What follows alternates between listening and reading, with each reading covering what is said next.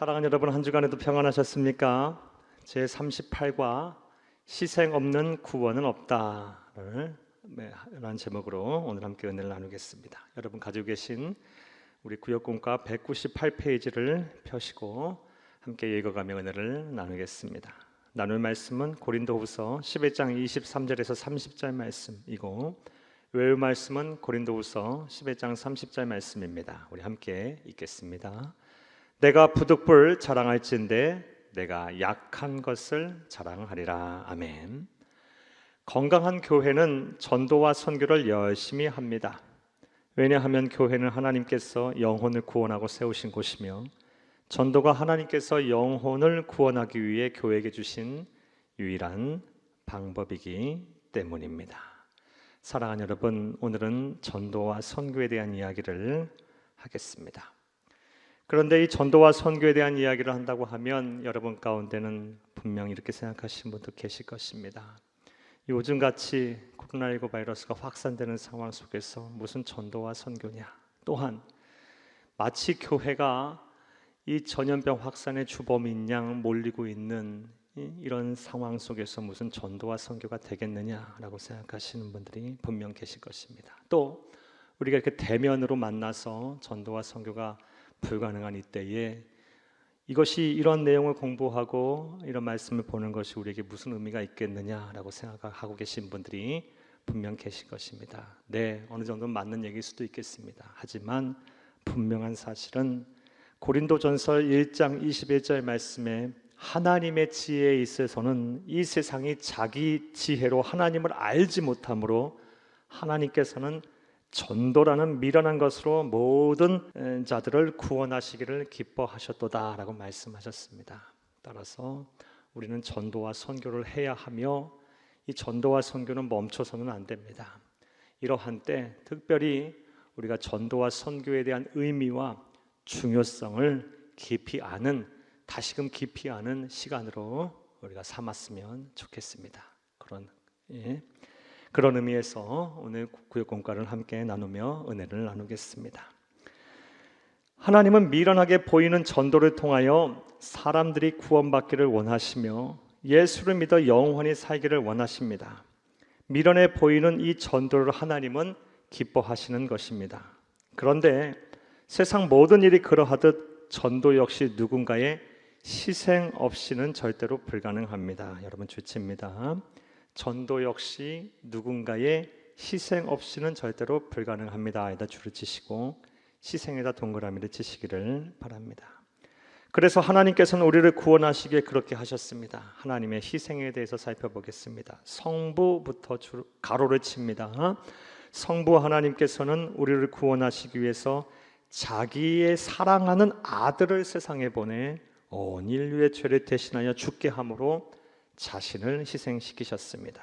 또한 성자 하나님이신 예수님은 자기 생명을 십자가에 내어놓으셨습니다. 전 인류를 구원하기 위해서 자기 생명을 바치신 것입니다. 나아가 성령 하나님은 이 세상에 오셔서 세상 끝날까지 떠나지 않고 우리와 함께 계십니다까지 가로를 하시기를 바랍니다. 하나님의 희생, 성부, 성자, 성령 하나님께서 우리를 구원하시기 위해서 어떠한 희생을 하셨는지 잘 살펴보시기를 바랍니다. 이처럼 성부, 성자, 성령 삼위의 하나님께서 우리를 구원하시기 위해서 먼저 희생을 하셨습니다. 그리고 우리에게도 이러한 희생을 통해 영혼을 구원하기를 간절히 원하십니다. 그렇다면 우리는 영혼을 구원하기 위해 어떠한 희생을 해야 할까요? 첫째로 함께 주시면서 읽겠습니다. 우리의 삶을 드려야 합니다. 우리의 삶에다 동그라미 치시기를 바랍니다. 사도 바울은 그 누구보다 자기의 삶을 들여 영혼 구원을 위해 수고했다고 말합니다. 그런데 그는 더 온전히 자신의 삶을 들여 영혼 구원을 하지 못함을 괴로워하고 있습니다. 이 외의 일은 고사하고 아직도 날마다 내 속에 눌리는 일이 있으니 곧 모든 교회를 위하여 염려하는 것이라. 고린도후서 11장 28절 말씀입니다. 이처럼 성숙한 그리스도인 예수님의 사람, 성령의 사람은 반드시 자신의 삶을 들여 영혼 구원을 위해 헌신하게 되어 있습니다. 우리들은 삶의 현장에서 할 수 있는 한 영혼 구원하는 일에 우리의 삶과 시간을 드려야 합니다. 주치시기 바랍니다. 자, 그럼 어떻게 우리의 삶과 시간을 드릴 수 있을까요? 어떤 성도님은 매일 여리고성 전도를 하십니다.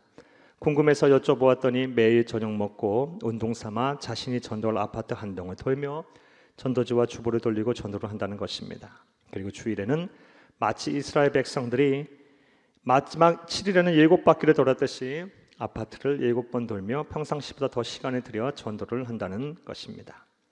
이러한 실천이 대단치 않아 보일 수 있습니다. 그리고 미련해 보일 수도 있습니다. 하지만 분명한 사실은 과거 누군가의 이런 작은 희생으로 인해 오늘날의 한국교회가 존재하게 되었고 우리 모두가 하나님의 자녀가 된 것입니다. 저와 여러분도 우리가 드릴 수 있는 삶의 시간을 영혼 구원을 위해 드려야 할 것입니다. 특별히 요즘같이 대면으로 이렇게 전도하는 것이 쉽지 않은 상황, 그리고 또 대면으로 이렇게 만나는 것을 자제해야 되는 상황 속에서 어떻게 우리의 삶을 드리고 시간을 들여서 영혼 구원을 위해서 헌신할 수가 있을까요? 저의 예를 들면 저는 요즘 땅 밟기를 참 많이 합니다.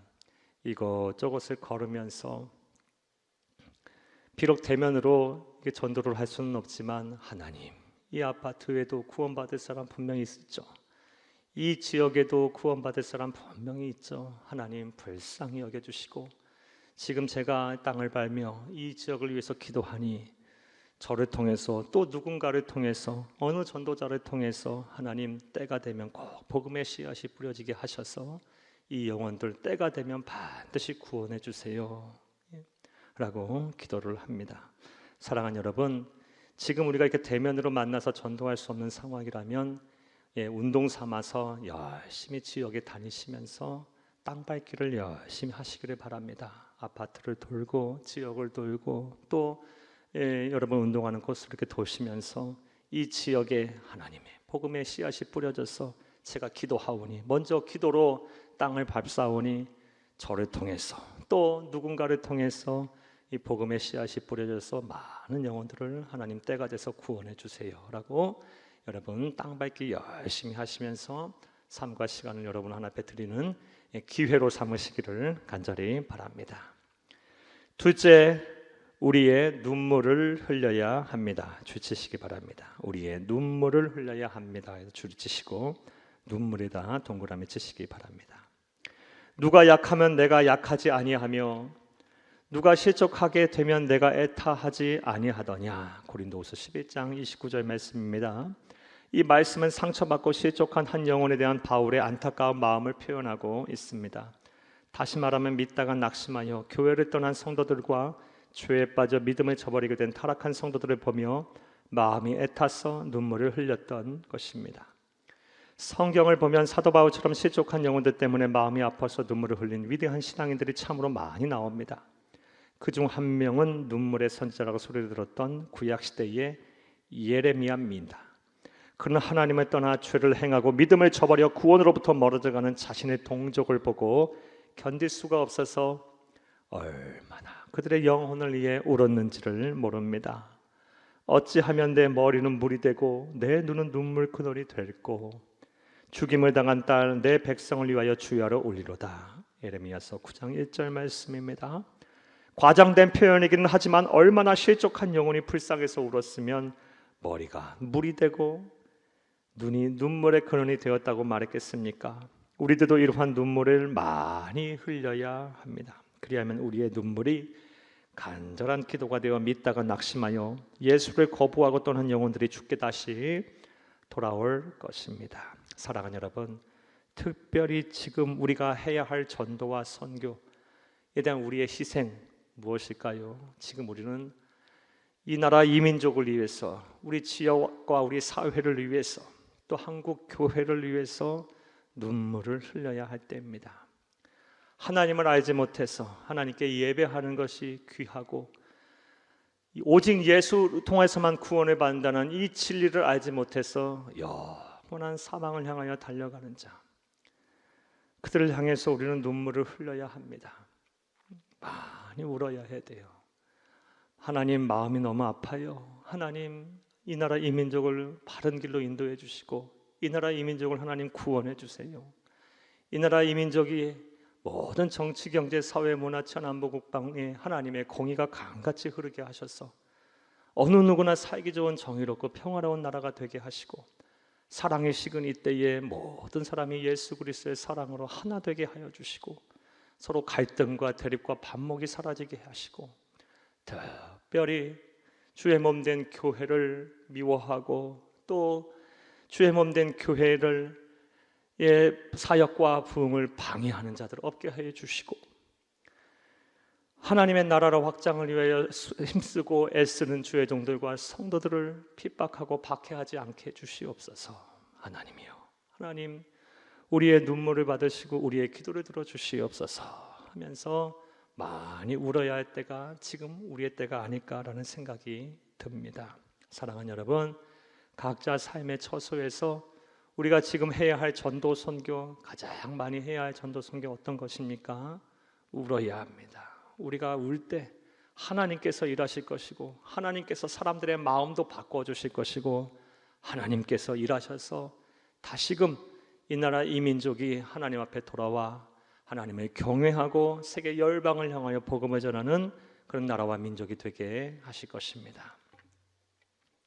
셋째로 함께 읽겠습니다. 우리의 물질을 드려야 합니다. 우리의 물질을 드려야 합니다. 주치고 물질에다 동그라미 치시기를 바랍니다. 사도 바울은 자신의 전생애 동안 얼마나 영혼 구원을 위해 열심히 했는지에 대해 말하고 있습니다. 그런데 우리가 분명히 알아야 할 사실이 있습니다. 이렇게 사도 바울이 끝까지 복음 전도자로서 사명을 완수한 데에는 뒤에서 이름도 없이 빚도 없이 사도 바울을 물질로 후원한 많은 성도들이 있었다라는 사실입니다. 그중 대표적인 사람이 바로 빌립보 교회의 루디아입니다. 루디아 동그라미 치시기 바랍니다.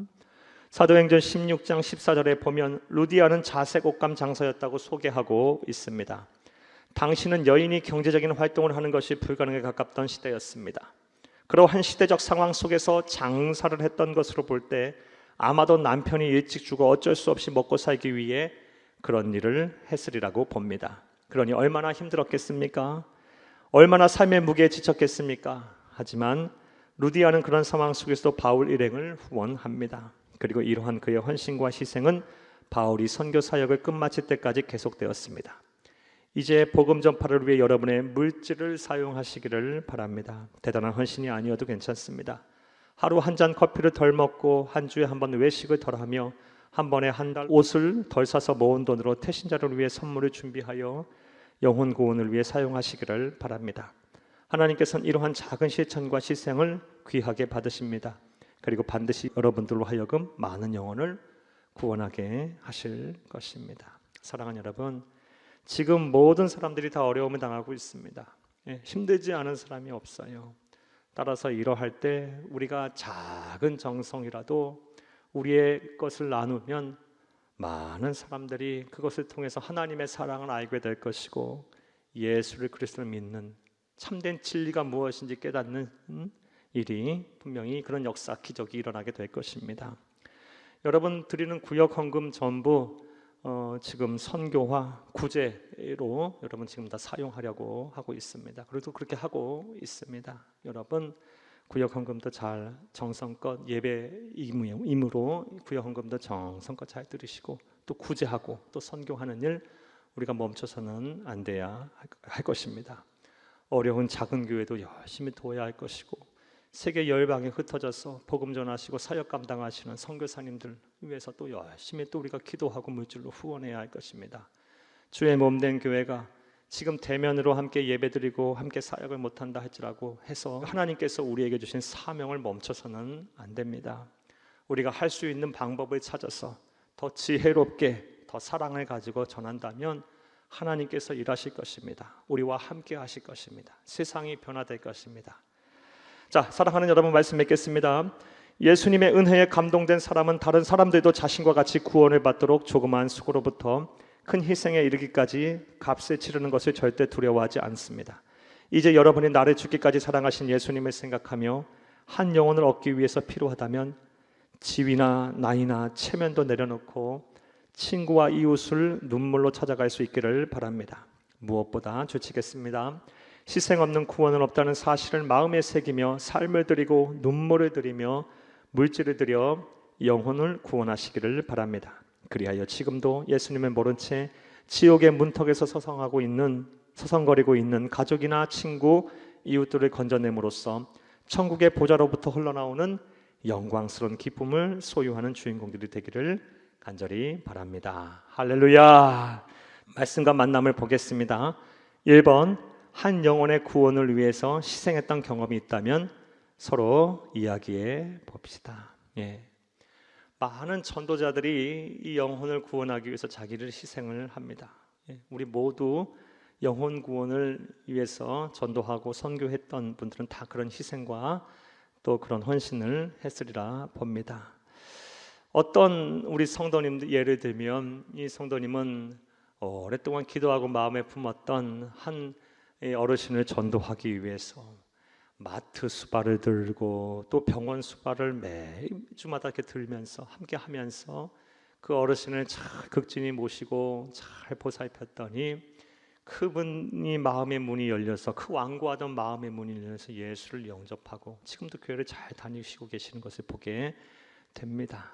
또 어떤 성도님들은 이 영혼을 구원하기 위해서 매일 음식점을 찾아가서 식사를 하고 또 그 복음을 전하고 또 이렇게 서로 사랑하고 아끼고 보살폈더니 그 식당 주인이 마음의 문을 열고 그 완고했던 문을 열고 주 앞에 나와 예배드리는 그런 기적도 그런 많이 보았습니다. 사랑하는 여러분 각자 전도하면서 여러분이 헌신했던 희생했던 경험들이 있으실 것입니다. 이런 경험들을 나누셔서 서로 은혜가 넘치는 시간이 되기를 바랍니다. 2번, 주님께서 원하시는 영혼 구원을 위해 희생은 어떻게 하는 것인지 함께 이야기 나누어 봅시다. 우리는 사도 바울의 모범적인 사례를 오늘 공과를 통해서 보았습니다. 먼저 삶을 드리고 눈물을 드리고 우리의 물질을 드려야 할 것입니다. 3번, 지금 마음에 품고 기도하는 영혼이 있습니까? 나의 무엇을 드려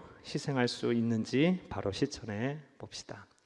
사랑하는 여러분, 우리들은 모두 한 사람 이상씩 전도 대상자를 마음에 품어야 합니다. 특별히 여러분 가족이 아직 구원을 받지 못했다면 믿지 않은 남편, 아직 예수를 영접하지 않은 아내, 부모님들, 형제들, 자녀들, 후손들을 위해서 여러분 마음에 품고 여러분 삶을 드리시고 또 시간을 드리시고 물질을 드리시고 무엇보다 눈물의 기도를 하나님께 드리시기를 바랍니다. 그러면 때가 되면 반드시 돌아올 거예요. 그리고 그 외에도 여러분 복음을 전하면 지금 같은 상황 속에서도 예수를 믿는 사람들이 분명히 있습니다. 주위를 둘러보면 삶의 소망이 없으신 분들이 얼마나 많은지 모릅니다. 질병에 걸려서 중환병에 걸려서 사건 사고에 휘말려서 어려움을 당해서 이 세상에서의 삶의 소망이 끊어지신 분들이 정말 많습니다.